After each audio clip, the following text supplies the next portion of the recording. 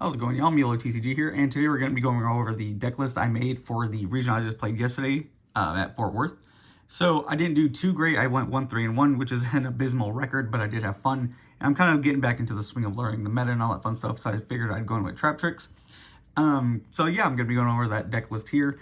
And a lot of the hands I got initially I think would have went well if I had went first. Unfortunately, I didn't win a die roll until about the middle of the tournament, and that was the only one for the day. So yeah, we're going to go into what our deck list is composed of here, starting with the main deck. Now, I did run one Traprix Garden.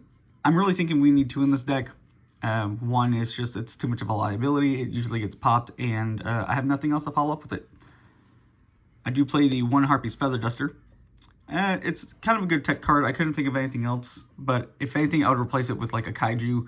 And that's another thing in this deck. I kind of feel like you have to have Kaijus, because 3 of my matchups were against Kashtira, and a lot of times our end board was just the Arise Heart pass. So I had no real way of getting over that without having like a Kaiju or a Destruction hand card in my hand. But that's a lesson we learned. Now, again, I would probably add a third parallel exceed. I couldn't find another one before the event, so I just had to go in with 2, but every time I use these, they did go off, and I was able to make a good rank 4 with them. I do play 2 of the Mantis to set up a play. I can add any Traprix to my hand. And I didn't use her second effect as much, but yeah, she really came in handy for setting up plays. Then, of course, I do run the 2 Dionea, just a really good card, and pretty needed in the Trap 6 decks to special summon. Of course, I do run the 3 Pudica. Again, I think it's an absolute must. She helps get your garden. She gets a card off the field if you can't really deal with it at that time. And this was one of the outs I tried to get to for Rise Heart, but I just couldn't get to it. So again, this deck really needs to go first. And going second, if you're not running Kaijus, it's kind of an issue. We do play the 3 Arachnocampa, or Champa, however you want to pronounce it. I like Campa. And yeah, she does set up plays. She's an extender if they manage to pop one of your other cards or get rid of your Holotea, something like that. She does come in handy for making plays. Next, of course, we do play 3 of the Marmelio. I actually got these Golders at the event, and I was trying to upgrade my rarities throughout the event, so I was happy to pick these 3 up. But yeah, again, she's very helpful for background removal and getting cards you need to your hand. And last for my monster lineup, I do, of course, play the 3 Ash Blossom, which there was not a game I did not use these things. They came in handy every time. Especially, again, 3 of my matchups were against Kashtira, which kind of sucks because they all went first every time. So yeah, I was able to use them to against their Castiliosis, or if they started with a Pot of Prosperity, something like that, and they couldn't get to their cards they needed. So overall, a good card. I do play 1 Trapple Nightmare, 2 Floodgates, 2 Gravediggers, 2 Traprix Whole Nightmare. Again, these are ones I actually managed to rarity bump up to supers. Not an amazing bump, but you know, something to make the deck look a little prettier. 3 of Holotea, which is an absolute must for this deck. 3 Dimensional Barrier. That card is just way too good to not play. You can use it against pretty much every meta deck and shut off their main boss monsters. Again, if you happen to get the traps on the field, and you're also able to train or use the effect of Sarrow with it, so it's a win-win card.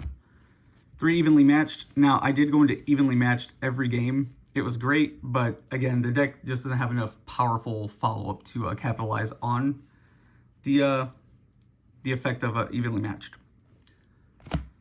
I did do 3 Infinite Impermanence. Again, it was another great trap card. And any trap card you get to play really to make Sarah go off is really good.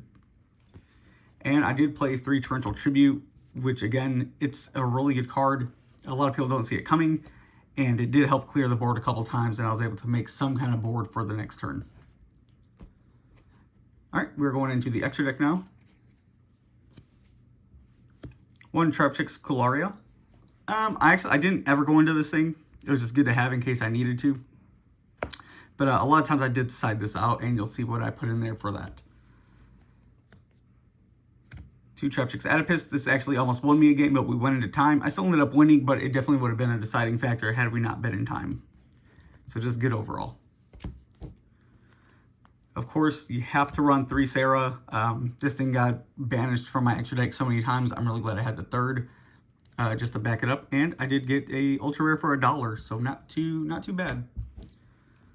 This card actually came up a couple times, Silent Anarch, and I'm surprised it did as well as it did, and I'm very happy I did have it in my deck. So there we go.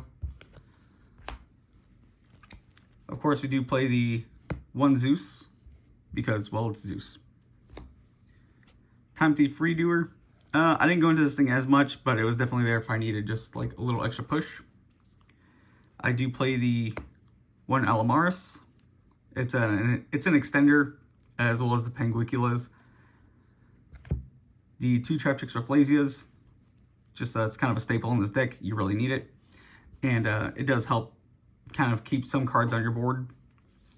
This card is actually my favorite Xyz in the deck, Penguicula. I'm able to take a card if it's banished, and I'm also able to bring another Traprix card to my hand to further extend my plays, whether it be an Arachnocampa or a Dionysia to make another rank 4 Xyz from one in my graveyard. So really good card. I play the 2 Penguicula for that reason. And this is actually a game winner for me. It won me my 1 win of the day, and it got me into time with another. A lot of people just don't see the Exciton Knight coming, which I think is really great.